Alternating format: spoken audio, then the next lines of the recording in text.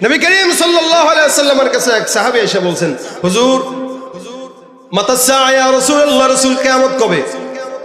নবী ডাক দেয়া বলে, কিয়ামতের প্রস্তুতি কি মা আদাত্তা? কিয়ামত কবে জিজ্ঞেস করতেছো, কিয়ামতের প্রস্তুতি কি?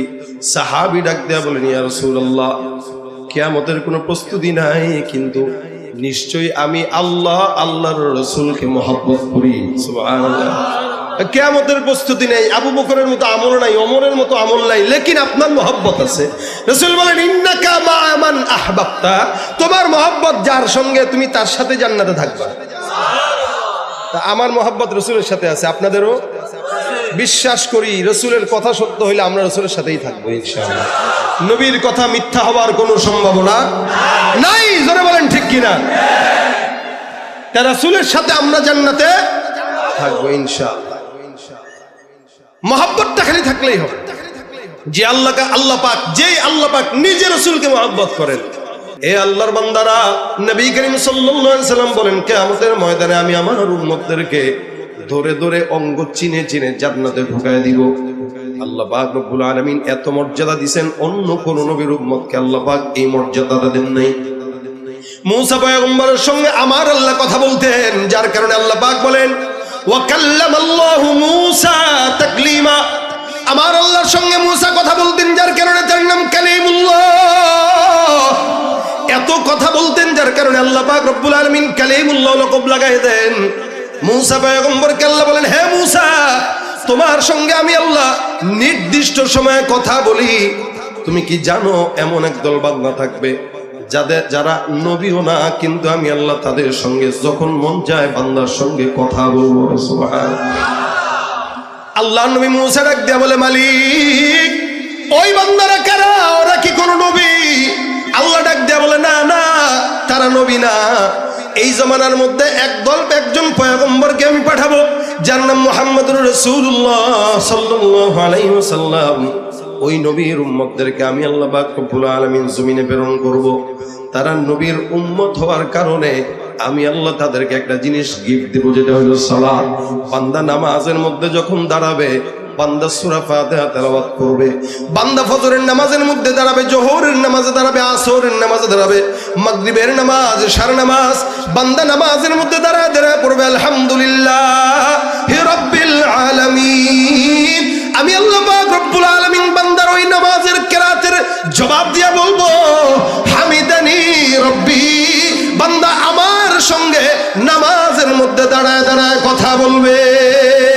এই কারণে আল্লাহ পাক ডাক দিয়া বলেন, ওয়াসজুদু ওয়াকতারিব, বান্দা সিজদা দাও আর আল্লাহর নিকটবর্তী হয়ে যাও। একমাত্র ইবাদত যেটা নামাজ, এই নামাজের মাধ্যমে বান্দা আল্লাহর নিকটবর্তী হয়, নামাজের মাধ্যমে বান্দা আল্লাহর সঙ্গে কথা বলে। সুবহানাল্লাহ। বান্দেগানে খাসে আল্লাহ মুলগুয়ু দর জাহাজা নে জওয়াসি সুলকুলু জিমি সরশবু এ পিরাহন শনিদি চিরাদার চা হেকিন আনশ নদীদি। প্রত্যেকটা জিনিসের বয়স থাকে, এই জন্য বয়স অনুযায়ী আমল যদি কেউ করে আল্লাহ পাক তাকে সেই প্রতিদান দেয়া যায়। মুহাম্মদুর রাসূলুল্লাহ সাল্লাল্লাহু আলাইহি ওয়াসাল্লামের উম্মত হওয়ার কারণে নামাজের মতো ইবাদত যদি কোনো বান্দা করে, আল্লাহ বলেন তার সঙ্গে আমার কথা হয়। কখন কথা বলতে মন চায়? নামাজের মধ্যে দাঁড়ায় যেন। গভীর রাত চেয়ারম্যানকে ডাক দিবেন, চেয়ারম্যান শুনে না। মেম্বারকে ডাক দিবেন, মেম্বার শুনে না। এমপিকে ডাক দেন, এমপি শুনে না। কোনো বান্দা যদি যায় নামাজটা বিছায় আমার মাওলাকে ডাক দেয়, আল্লাহ পাক রব্বুল আলামিন বলে, বান্দা নামাজে দাঁড়ায়া দাঁড়ায়া আমি আল্লাহর সঙ্গে কথা বলা শুরু করে দিবে। আচ্ছা, আল্লাহ কি ঘুমায়? কথা কয় না, ঘুমায়? সব মানুষ ঘুমাইতে পারে, আল্লাহ পাক ঘুমাইলে দুনিয়া এক সেকেন্ডের জন্য চলবে না। এই কারণে বান্দা নামাজে দাঁড়াবে, তেলাওয়াত করবে আর মালিকের সঙ্গে কথা বলা শুরু করে। এটা আখিরি নবীর সম্মান, মর্যাদা। আল্লাহ পাক রব্বুল আলামিন পয়গম্বরকে মর্যাদা দিতে যে কোরআনে অসংখ্য নবীদেরকে নাম ধরে ধরে ডাক দেয়, আমার পয়গম্বরকে নাম ধরেন না। এত সম্মান, যার কারণে আদমকে আল্লাহ পাক ডাক দেয়, হে আদম, ইয়া আদম উসকুন আনতা ওয়া যাওজুকাল জান্নাহ। আল্লাহ পাক বলেন ইয়া মূসা লা তাখাফ, আল্লাহ পাক বলেন ইয়া জাকারিয়া ইন্না নুবাশশিরুকা বিগুলাম, আল্লাহ পাক বলেন ইয়া ইয়াহইয়া খুযিল কিতাবা বিকুওয়া। ইয়াহইয়া কেও নাম ধরে ডাকেন, জাকারিয়া কেও নাম ধরে ডাকেন, মূসা কেও নাম ধরে ডাকে, হারুন কেও নাম ধরে ডাকে, ইব্রাহিম কেও নাম ধরে ডাকে, ইসমাইল কেও নাম ধরে ডাকে, ইউসুফ কেও নাম ধরে ডাকে, ইউনুস কে নাম ধরে ডাকে, লূত কে নাম ধরে ডাকে, সামুদ কে নাম ধরে ডাকে, আদ কে নাম ধরে ডাকে। যত এলাকার ভিতরে জনপদ ছিল সব জনপদের নবীদেরকে আল্লাহ পাক রব্বুল আলামিন নাম ধরে ধরে ডাক দেয়, নাম ধরে ধরে ডাক দেয়। এদেরকে আল্লাহ পাক রব্বুল আলামিন মর্যাদা দিয়েছেন যদিও, কিন্তু নাম ধরে রেখেছেন। এলাকার চেয়ারম্যান সাহেবকে চেয়ারম্যান বলা হয়, তার হেদায়েতুল্লাহ ভাই কয় না, কারণ সম্মানের বান্দাকে মানুষ চেয়ারম্যান বলে, মুফতি সাহেব বলে, মাওলানা সাহেব বলে, খতিব সাহেব বলে, মুহতামিম সাহেব বলে, উস্তাদ বলে।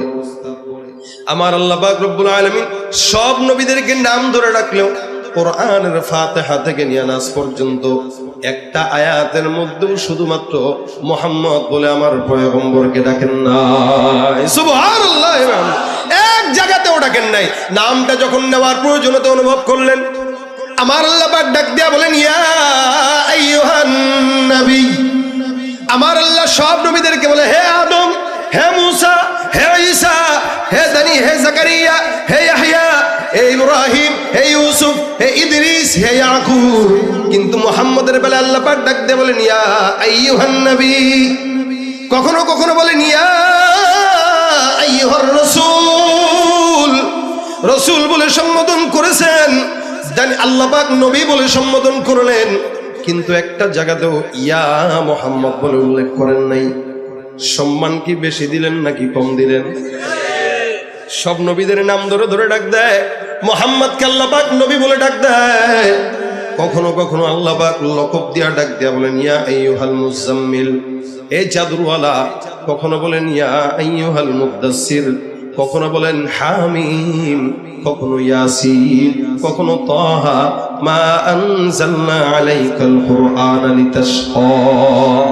সব আয়াতের মধ্যে আল্লাহ পাক লকব দিয়ে দিয়ে ডাকেন। কখনো বলেন লাকাদ জাআকুম রাসূলুম মিন আনফুসিকুম আজিজুন আলাইহি মা আনিতুম হারিস আলাইকুম বিল মুমিনিনা রাউফুর রহিম। এখানে আল্লাহ পাক ডাক দিয়া বলেন রাসূল, কখনো বলেন ওমা আরসালনাকা ইল্লা রাহমাতাল লিল আলামিন। এ বেঈমানের বাচ্চারা শুনে না, যারা আমার পয়গম্বরকে সম্মান করে না, যারা আমার রাসূলকে কটূক্তি করে, যারা আমার পয়গম্বরের সুন্নতের কটূক্তি করে, এই বেঈমানেরা আমার আল্লাহ ডাক দিয়া বলেন সারা দুনিয়ার মধ্যে কেউ যদি আমার পয়গম্বরকে সম্মান না করে, আমি আল্লাহ তার জন্য একা যথেষ্ট। যারা আমার পয়গম্বরকে গালি দেয় তাদের জন্য আমি আল্লাহ একা যথেষ্ট। আল্লাহ ডাক দিয়া বলেন ইন্না কাফাইনাকাল মুস্তাহজিইন। যারা আল্লাহর নবীকে গালি দেয় তাদের জন্য আমার রব্বুল আলামিন একাই যথেষ্ট। এটা সম্মান না অসম্মান? সমগ্র দুনিয়ার মধ্যে আল্লাহ পাক রব্বুল আলামিন বান্দাদেরকে জানায় দেয় এটা আমার নবীর সম্মান। এই মুহাম্মদ নামের বিরোধিতা কইরা আবু জাহেল গালি দেয়। উতবা সাহেবা অনেক চেষ্টা করেছে মক্কার জমিন থেকে নামটা উঠায় দিতে পারছে কিনা, কথা কয় না পারছেনি। মক্কায় তারা নাম মিটায় দিতে চাইছে, পারে নাই, আর তাদের নাম মিটে গেছে। তারা মুহাম্মদ নাম ধূলিসাৎ করে দিতে চেয়েছে। বিশ্বের ঘরে ঘরে ঘরে ঘরে প্রত্যেকটা মুসলমানের নামের শুরুতে মুহাম্মদ আছে না নাই? মুহাম্মদ বা আহমদ এই নামের খেলায় রাসূল বলেন তোমাদের কারো ঘরে যদি মুহাম্মদ নাম থাকে, একজন দুইজন তো আল্লাহ পাক ওই ঘরে বরকত দিয়ে দিবেন। এজন্য যদি সন্তানের নাম রাখেন রাখবেন মুহাম্মদ। আমি আমার ছেলে দুইটা, একটার নাম মুহাম্মদ, একটার নাম আহমদ। এই জন্য ঘরে আলাদা বরকত, যেখানে মুহাম্মদ বরকত সেখানে। কারণ আল্লাহর নবী মুহাম্মদুর রাসূলুল্লাহর নাম এই ঘরে থাকবে আর এই ঘরে বরকত থাকবে না, এটা হইতে পারে না। আল্লাহ পাক রাসূলের নামের বরকতে গোটা বিশ্বে এই মুহাম্মদ নাম ছড়ায় দিয়েছে। আর যারা নাম মিটায় দিতে চেয়েছে তাদের নামটাকে, তাদের ঘরটাকে কাবা শরীফের ওই চত্বরে বাথরুমে রূপান্তরিত করে দিয়েছে। আবু জাহেলের বাসা এখন কি, কথা বলেন? আজি সাহেবরা গেলে তালাশ করে যে হাঁকবে কেমনে। আমি গতবার তাওয়াফ করে বেরোইতেছি তো এক মুরব্বী, একদম বুড়া, আমার দেখা কয়, কাকা আবু জাহেলের বাড়ি কোনটা? চিনি না, একটু চিনা দেন। আমি কি হয়েছে, চাপ লাগছে নি কাকা আপনার? হাসি দিয়া কয়, বহুত কষ্ট করে ঠেকায় রাখছি, তাড়াতাড়ি বলেন। মনের খুব ইচ্ছা ওর বাসা যায় কাজটা সারবো। মানে মাতাফের তাওয়াফ যে করবেন, মসজিদের নিচে আন্ডারগ্রাউন্ডে বাথরুম টাথরুম আছে, ওই জায়গায় তার ঘর বাড়ি ছিল, তো ওই জায়গাটাকে এখন বাথরুম বানায় রাখছে। আল্লাহ কয়, তুই আমার হাবিবের বিরোধিতা করছস, তোর বাসস্থানে আমার আজীবন বান্দারা খালি পায়খানা করবে। এজন্য দোয়া করেন আল্লাহ পাক যেন আপনাদেরকেও আবু জাহেলের বাড়িতে পায়খানা করার সুযোগ দেয়। দোয়াটা যারা বুঝছেন তারা আমিন বলছেন আর কি, জোরে বলেন আমিন। তা আবু জাহেল মিটায় দিতে চাইছে, পারে নাই। অদ্বা মিটায় দিতে চাইছে, পারে নাই। সাইবা মিটায় দিতে চাইছে, পারে নাই। সমস্ত বেঈমানরা মিটিয়ে দিতে চেয়েছে, পারে নাই। এখনো যারা চায় এরা পারবে না, যেহেতু মূল শয়তানরা পারে নাই, হাইব্রিড ওয়ালা শয়তানরা পারবে, এটা দক্ষিণকালেও সম্ভব না। বিশ্ব নবীর অপমানে যদি না কাঁদে তোমার মন, মুসলিম নয় মুনাফিক, তুমি নবীজির দুশমন। নবীর প্রেমে জীবন দেবে কে আছো নওজোয়ান, তাকবীর তুলে সিংহ শাবক হও তুমি আগুয়ান। ঠিক কিনা? তোমার বুকে ইমানের বল, জবানে আল কোরআন, ভয়ে কাঁপে কাপড় উৎসব আর নরধম শয়তান। জীবনের চেয়ে বুকে আছে বেশি নবীজির সম্মান, কেমনে তুমি থাকবে বসে হলে তার অপমান। আওয়াজ দিয়ে একসঙ্গে, সাচ্চা মুসলমান ইমান তোমার ধন, নবীর প্রেমে জাগ্রত তুমি, তুমি সাচ্চা মুসলমান ইমান তোমার ধন, নবীর প্রেমে জাগ্রত তুমি নির্ভীক। শ্রেষ্ঠ নবীর ব্যঙ্গ করে পাপিষ্ঠ আর বদনসিব, আমরা তাদের ঘৃণা জানাই, ধিক ধিক ধিক শতধিক। জাতিসংঘের কাজ কি তবে দর্শক হয়ে থাকবে চুপ, সাম্প্রদায়িক সম্প্রীতি আজ যাচ্ছে ভেঙে পাচ্ছে লোক। আজকে যারা কুলাঙ্গারের পক্ষপাতী করছো সব, তোমরা কেহ ছাড় পাবে না, শক্ত ধরা পড়বে ঠিক। বয়কট হবে, ধিক্কৃত হবে বিশ্ব জুড়ে, নিন্দা কুড়াবে জাগলে মুসলমান, জাগলে মুসলমান সাচ্চা মুসলমান ইমান তোমার ধন, নবীর প্রেমে জাগ্রত তুমি নির্ভীক পালোয়ান, তুমি সাচ্চা মুসলমান নবীর প্রেমে জাগ্রত তুমি নির্ভীক পালোয়ান। নিষ্ঠ উদার দয়ার আধার রহমাতুল লিল আলামিন, তার অপমান করছে যারা দুষ্ট ইতর অশালীন। নিষ্ঠ উদার দয়ার আধার, দয়ার নিষ্ঠ উদার দয়ার আধার রহমাতুল লিল আলামিন, তার অপমান করছে যারা দুষ্ট ইতর অশালীন। তার পরশের ছোঁয়া পেল ইউরোপ থেকে সুদূর চীন, তার শানে কেউ বললে কথা মানবে না তা এই জমিন। ও কেউ কখনো কোথাও যদি সাহস দেখায় ফের এমন, মুসলিমে জাতি সংঘ গড়ে জবাব দিবে বীর মুমিন। ঘেরাও করো ওদের গদি, ভুলের ক্ষমা না চায় যদি, জোরে হাকো আজান, তুমি সাচ্চা মুসলমান ইমান তোমার ধন, নবীর প্রেমে জাগ্রত তুমি নির্ভীক পালোয়ান, তুমি সাচ্চা মুসলমান ইমান তোমার ধন, নবীর প্রেমে জাগ্রত তুমি। লিল্লাহি তাকবীর। ভয় পাইছেন কেউ? কষ্ট হয় কারো? রাসূলের জন্য জীবন দিতে তৈয়ার থাকবেন তো ইনশাআল্লাহ। সত্যি সত্যি আল্লাহ কবুল করো। এতটুকুন যথেষ্ট। নবী করিম সাল্লাল্লাহু আলাইহি ওয়াসাল্লামের কাছে এক সাহাবী এসে বলছেন, হুজুর মাতা সাআ ইয়া রাসূলুল্লাহ, রাসূল কিয়ামত কবে? নবী ডাক দেয়া বলে, কিয়ামতের প্রস্তুতি কি মা আদাত্তা? কিয়ামত কবে জিজ্ঞেস করতেছো, কিয়ামতের প্রস্তুতি কি? সাহাবী ডাক দেয়া বলেন, ইয়া রাসূলুল্লাহ কিয়ামতের কোনো প্রস্তুতি নাই, কিন্তু নিশ্চয়ই আমি আল্লাহ আল্লাহর রাসূলকে মহব্বত করি। সুবহানাল্লাহ। কিয়ামতের প্রস্তুতি নেই, আবু বকরের মতো আমল নাই, ওমরের মতো আমল নাই, লেকিন আপনার মহব্বত আছে। রাসূল বলেন, ইন্নাকা মা মান আহবাবতা, তোমার মহব্বত যার সঙ্গে তুমি তার সাথে জান্নাতে থাকবা। তা আমার মহব্বত রাসূলের সাথে আছে, আপনাদেরও বিশ্বাস করি রসুলের কথা সত্য হইলে আমরা রসুলের সাথেই থাকবো ইনশাআল্লাহ। নবীর কথা মিথ্যা হওয়ার কোনো সম্ভাবনা নাই, জোরে বলেন ঠিক কিনা? তা রসুলের সাথে আমরা জান্নাতে থাকবো ইনশাআল্লাহ। মহব্বতটা খালি থাকলেই হবে, যে আল্লাহ পাক, যেই আল্লাহ পাক নিজে রসুলকে মহব্বত করেন। মহব্বত করে একটা জায়গাতে আল্লাহ পাক নাম ধরে রাখেন নাই, কি বলছেন? হে নবী। কি বলছেন? হে নবী, হে রাসূল। আল্লাহ বলেন লাকাদ জাআকুম রাসূলুম মিন আনফুসিকুম লাকাদ কানা লাকুম ফি রাসূলিল্লাহ। যেখানে আল্লাহ পাক মুহাম্মদ নাম উল্লেখ করলেন, ওই জায়গাটায় আল্লাহ পাক রব্বুল আলামিন নামের সাথে সাথে লকবটাও দিলেন। আল্লাহ পাক বলেন ওমা মুহাম্মাদুন ইল্লা রাসূল। মুহাম্মদ তো নয়, তিনি বলেন আল্লাহর রাসূল। সুবহানাল্লাহ। এখানে মুহাম্মদ বলছেন ঠিক, কিন্তু বলছেন না না এটা মুহাম্মদ না, এটা রাসূল। এটা কি? অন্য আয়াতে আল্লাহ বলেন মুহাম্মাদুর রাসূলুল্লাহ ওয়াল্লাযীনা মাআহু আশিদ্দাউ আলাল কুফার। এটা হলেন আল্লাহর রাসূল মুহাম্মদ।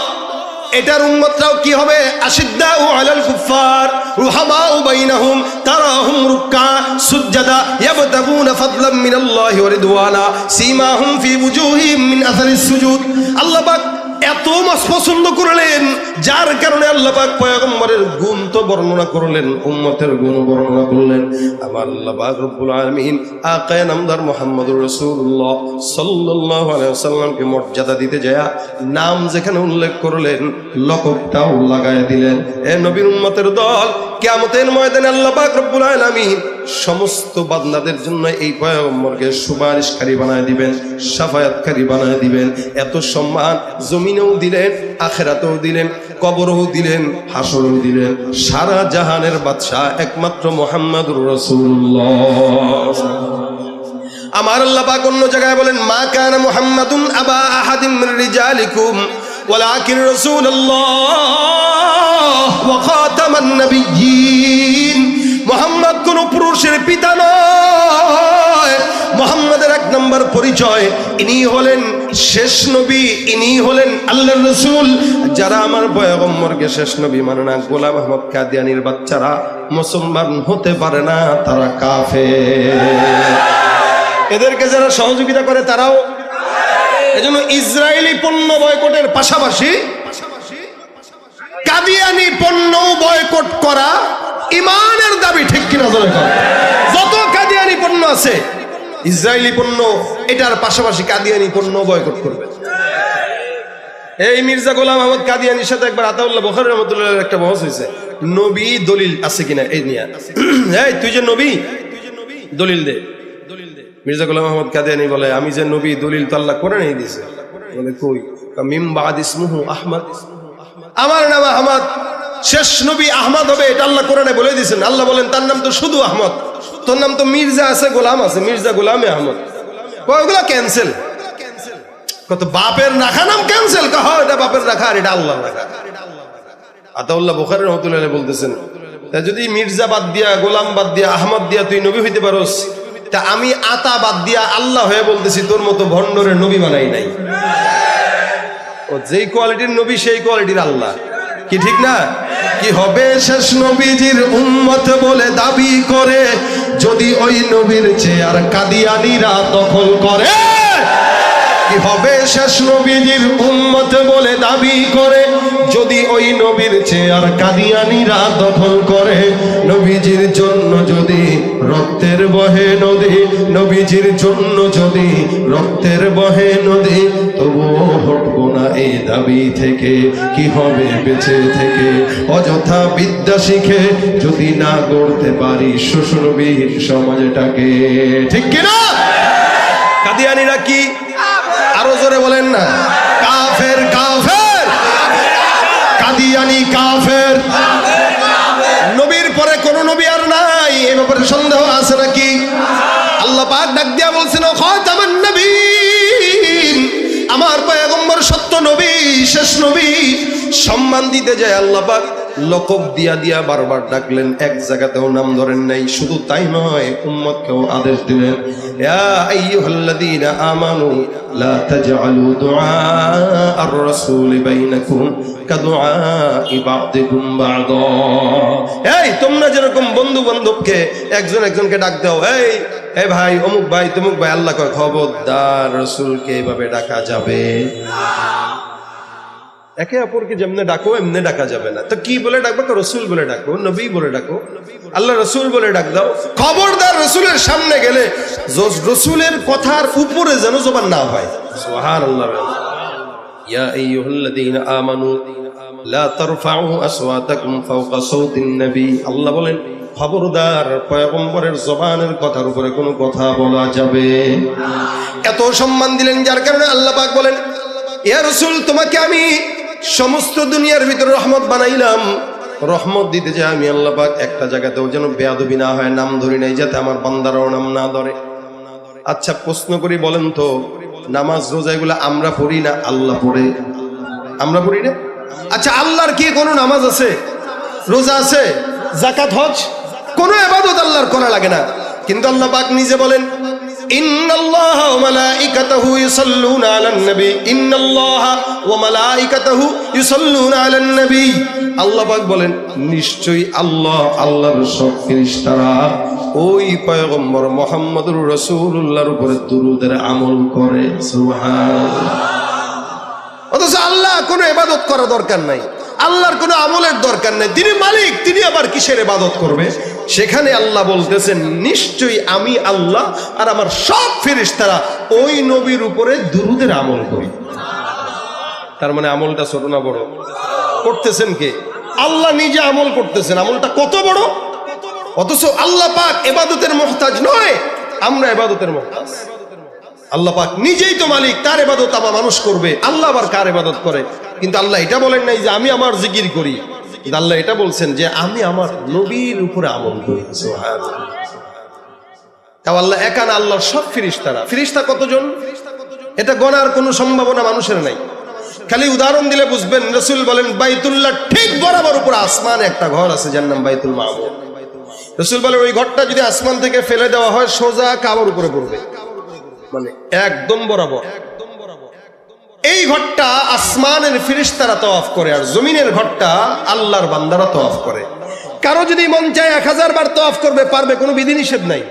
কিন্তু বাইতুল মামুর যে ফেরেশতারা তওয়াফ করে, প্রতিনিয়ত 70,000 ফেরেশতা একবার তওয়াফ করে।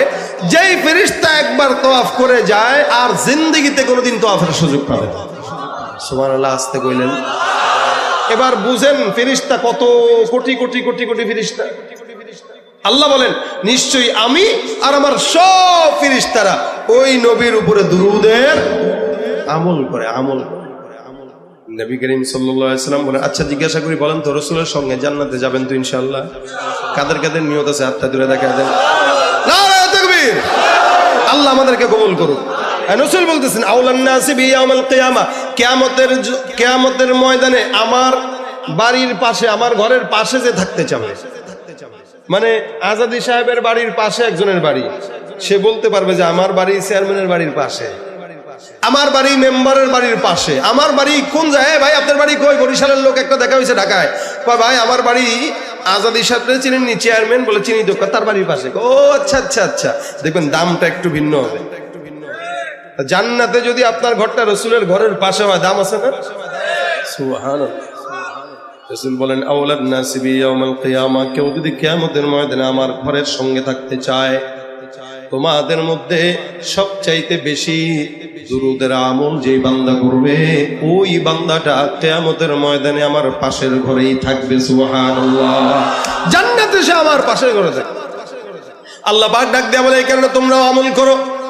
এটা এমন একটা আমল যে আমলটা আল্লাহ নিজে করে। শিবলি রহমতুল্লাহ আলাইহি বিশাল বড় বুজুর্গ, উনি একদিন হজের সফরে গেলেন। হজের সফরে যখন গেলেন, একজন যুবক খালি বারবার আল্লাহর ঘর তওয়াফ করে আর দুরূদ শরীফের আমল করে। আল্লাহওয়ালা বান্দাটা ডাক দেয়া কয়, এর যুবক ব্যাপার কি? তোমাকে তাওয়াফরত অবস্থায় বারবার খালি দেখলাম রাসূল করিম সাল্লাল্লাহু আলাইহি ওয়াসাল্লামের উপর দুরূদের আমল করো না। এমন কোন দুরূদ কি তুমি পারো না, এমন কোন দোয়া কি তুমি পারো না? দোয়া বাদ দিয়া কেবল পয়গম্বরের নামে দুরূদ পড়লা, কারণটা কি? যুবক ডাক দেয়া বলতেছে, হুজুর এটার পিছনে অনেক বড় লম্বা ঘটনা। শিবলি রহমাতুল্লাহ আলাইহি ডাক দেয়া বলেন, ঘটনাটা বর্ণনা করে দাও।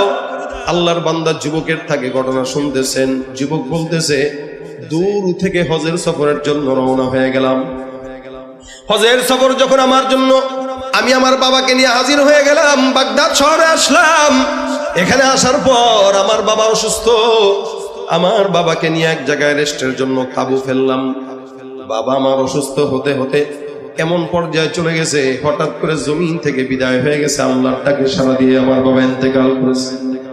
আমি আমার বাবার ইন্তেকালের পর অনেক পেরেশান হয়ে গেলাম, কান্নাকাটি করলাম। জানাজার জন্য মানুষকে ডাকলাম। কিছু কিছু মানুষ আমার বাবার জানাজার জন্য আসলো। আমার বাবার দিকে নজর দিয়া দেখে বাবার চেহারাটা মৃত্যুর আগে যেমন ছিল সাদা, মৃত্যুর পর তার চাইতেও বেশি কুৎসিত আর কালো হয়ে গেছে। মানুষগুলো আমার বাবার চেহারা দেখে দৌড় দিয়া পলায়। কি ব্যাপার? বলে, এরকম গুনাহগারের জানাজা আমরা এলাকায় পড়তে চাই না। আমি আমার বাবাকে নিয়ে পেরেশান, কি করব? আমার বাবার লাশটা পাশের মধ্যে নিয়ে আমি শুয়ে থাকলাম। আল্লাহর কাছে দোয়া করলাম, মালিক হজের সফরটা তুমি সহজ করো, আসান করো। আমার বাবার লাশের জানাজার তৌফিক দিয়া দাও। মানুষ যেন লাশটা সুন্দর করে জানাজা পড়ে দাফন দেওয়ার ব্যবস্থা করে দেয়। কিছুক্ষণ চিন্তা করতে করতে ঘুমের ঘরে গেলাম। ঘুমের মধ্যে স্বপ্নে তাকায় দেখলাম আমার ঘরের মধ্যে আকায়ে নামদার মুহাম্মদুর রাসূলুল্লাহ সাল্লাল্লাহু আলাইহি ওয়াসাল্লাম হাজির। কেউ যদি রসুলকে স্বপ্ন দেখে, সে রসুলকেই স্বপ্ন দেখলো, অন্য কোনো মানুষকে স্বপ্ন দেখে না। কারণ শয়তান সব সূরত অবলম্বন করলেও মুহাম্মদুর রাসূলুল্লাহর সূরত অবলম্বন করতে পারে না। আমার পয়গম্বর সাল্লাল্লাহু আলাইহি ওয়াসাল্লাম হাজির হয়ে আসলো। যুবক বলে, আমি তাকায় দেখলাম রসুল আমার ঘরে প্রবেশ করে আমার বাবার মাথার মধ্যে, কপালের মধ্যে হাত বুলায় দিয়ে সুন্দর করে কপালের মধ্যে যখন পয়গম্বরের বরকতময় হাত লাগলো, আমি তাকায় দেখি আমার বাবার চেহারাটা নূরে নূরান্বিত হয়ে গেছে। আমি আমার পয়গম্বরকে ডাক দিয়ে বললাম, ইয়া রাসূলুল্লাহ, ব্যাপার কি বুঝলাম না। স্বপ্নে তো মানুষ বাস্তবতায় অনুভব করে, আমিও তেমন বাস্তবতা অনুভব করলাম। আমার পয়গম্বরকে আমি জিজ্ঞাসা করলাম, ইয়া রাসূলুল্লাহ, আপনি যে এখানে আসলেন, আপনি কিভাবে জানেন আমার বাবা ইন্তেকাল করেছে? রাসূল করিম সাল্লাল্লাহু আলাইহি ওয়াসাল্লাম আমাকে বলল, যুবক, তোমার বাবা প্রতিদিন আমার জন্য 100 বার করে দুরূদ শরীফের আমল পাঠাইতো। আমি প্রতিদিন তোমার বাবার আমলনামা আমি আমার কাছে পেতাম। আজকে যখন এতক্ষণ হয়ে যাওয়ার পরও পাই না, আমি শুনলাম তোমার বাবা ইন্তেকাল করেছে। যার কারণে আমি পয়গম্বর তোমার বাবা সুপারিশের জন্য তোমার বাবার কাছে চলে আসলাম। হুজুর, আমার ঘুম ভেঙে গেল এতটুক দেখার পরে। ওমা, আমি তাকায় দেখি কি এতক্ষণ স্বপ্ন দেখলাম। তা আমি আমার বাবার নজরের দিকে তাকাইলাম, বাবার চেহারার দিকে নজর দিলাম। আল্লাহর কসম, আমি আমার বাবার চেহারার দিকে তাকায় দেখি বাবার চেহারা নূরে নূরান্বিত, আলোকময়। আমার পয়গম্বরের হাতের বরকতে বাবার চেহারা আলোকিত হয়ে গেছে। যার কারণে আমি খুশিতে বাকবাকুম হয়ে গেলাম। এলাকার মানুষদেরকে ডাক দিয়ে বললাম, ভাই, আমার বাবার লাশটা জানাজার জন্য আসো। কিছু মানুষ আসা শুরু করলো। একজন থেকে আরেকজন খবর পেয়ে লাশটা যখন জানাজার জন্য দাঁড়াইলাম, জানাজা শেষ হওয়ার পর তাকায় দেখি দৃষ্টি যত দূর যায় তত দূর মানুষ আর মানুষ, জানাজার নামাজে ভরপুর। আমার বুঝতে বাকি নাই, মনে হয় আল্লাহর রহমতের ফেরেশতারাও জানাজার মধ্যে লিপ্ত হয়ে গেছে।